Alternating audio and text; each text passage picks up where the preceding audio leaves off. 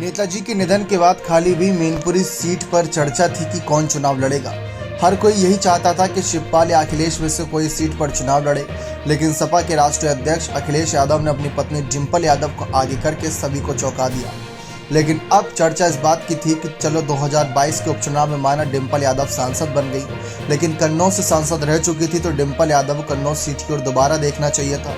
लेकिन ऐसे में खुद चाचा शिवपाल, जिनको मैनपुरी से सांसद बनाए जाने की चर्चा थी, क्योंकि हर कोई यही चाहता था कि नेताजी के निधन के बाद नेताजी के कदकाठी के नेता चाचा शिवपाल ही और उनको मैनपुरी से सांसद बनना चाहिए।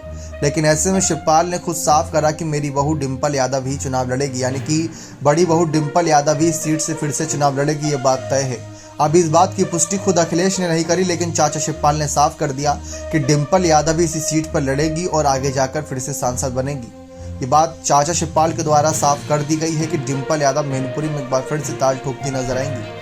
लेकिन सवाल यह है कि बीजेपी इनको रोकने की पूरी कोशिश करेगी तो इस बार चाचा शिवपाल कितना दमखम लगाएंगे, क्योंकि 2022 के उपचुनाव में तो कोई और चुनाव नहीं था। चाचा शिवपाल इसी वजह से प्रचार में दिन रात जुटे थे, लेकिन जब इनको भी किसी और सीट से जिम्मेदारी मिलेगी तो वहां पर इनको गौर करना होगा और ऐसे में डिंपल यादव के लिए कितने खड़े नजर आएंगे, ये देखना भी दिलचस्प होगा। बने रहे चैनल के साथ। बहुत बहुत धन्यवाद।